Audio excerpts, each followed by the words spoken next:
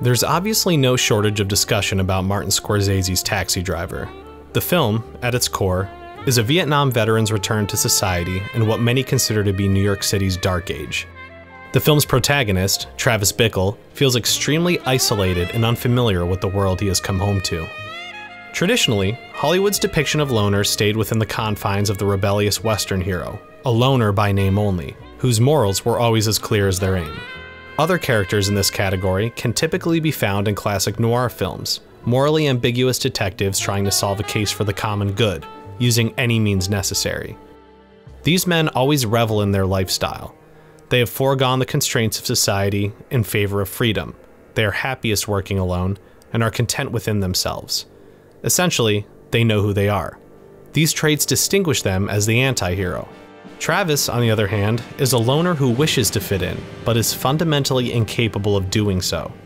The reasons for this have usually been chalked up to his time in the war as a Marine, a veteran riddled with PTSD finding it impossible to reintegrate into society. The film makes little reference to his experiences or hardships in the war, hinting only at his chronic insomnia that he takes medication for. I don't believe that Travis is an anti-hero as he is sometimes depicted. I believe that Travis is simply a confused and troubled young man who, through the film, makes a series of destructive choices that lead to a climax of pure opportunity. To illustrate my point, the scene I want to talk about in this video is a moment often overlooked in discussions of Taxi Driver. Just before Travis goes on his rampage against the pimps that have groomed Iris into a prostitute, Travis attempts to murder a senator in an attack he knows will be akin to suicide.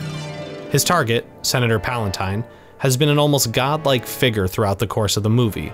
Travis's muse and obsession through the story, Debbie, is a campaign worker for Palantine. After taking her to a pornographic theater for a date and generally demonstrating mental instability, she takes the understandable decision to not continue seeing him. He then takes to verbally attacking her at work and making a scene. She's like the rest of them, he tells himself, and by extension, so is Senator Palantine. The movie has led the audience to believe that the climax of the film is coming in this scene. While we don't agree with Travis, we know where his head is at.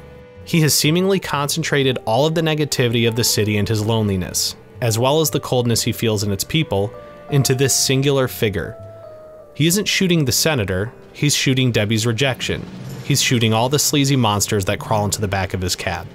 But to everyone that isn't Travis, he's about to shoot a politician that has not been shown to be anything but a champion for change. The senator was probably the only person who sat in the back of his taxi that treated him like a human being.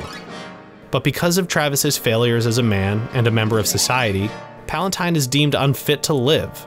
Travis is on a suicidal crash course that his constant failures throughout the movie have been building to. That is, until he fails.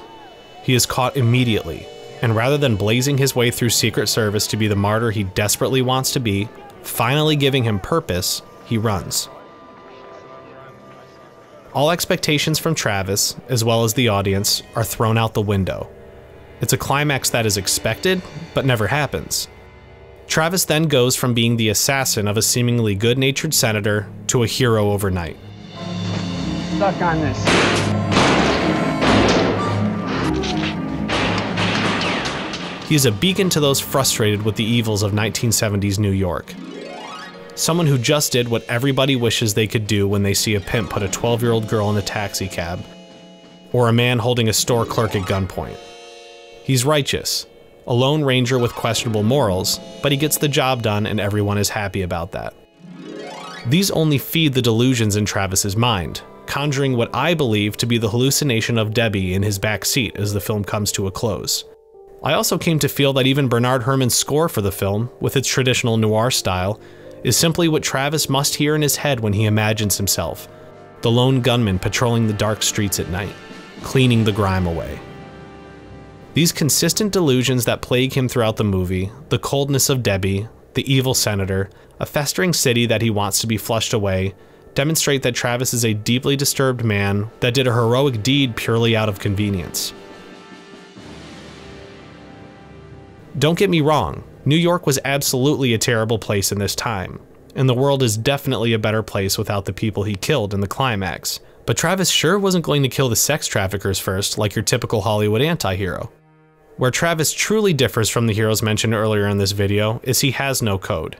He is an opportunist that sees the whole world against him and simply got lucky with being identified by the senator's guards before he could commit what would have been a senseless act of violence against an innocent man out of frustration and isolation. In the end, Travis is a cult hero because he accidentally did what was right, and probably still doesn't really get why. The only major caveat to my analysis was Travis's desire to help Iris out of her situation. In every interaction he has with her, Travis very clearly thinks her lifestyle is wrong and encourages her to go back to her family. Travis seems to not be able to grasp the reality of the situation, and practically guilts Iris for not seeing him as a savior and allowing herself to be taken away by him. He is again using someone else to attain purpose within himself. And when the 12-year-old who has been groomed to be a prostitute puts up resistance, he tries to set up a friendship with her rather than go through any legitimate means to help her. He talks to her as a child would talk to another child. His words are all correct, his anger is righteous, but his methods are coming from a place of convenience. By the time he had met with Iris, he had already made the decision to kill Senator Palantine.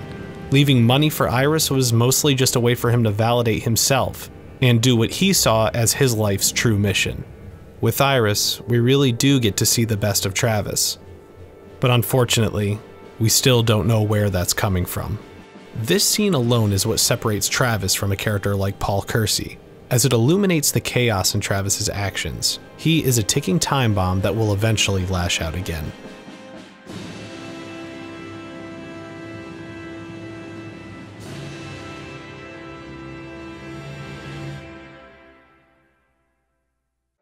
Yeah, so off the cuff a bit here, it's been really cool to see this channel I made 3 years ago get attention all of a sudden. I have a lot of things I'd like to talk about for future videos. And if you all like what I'm doing, I'd love it if you subscribe to follow me on the journey. You can check out the Patreon in the link provided, and I plan to make another video super soon. Thanks everyone.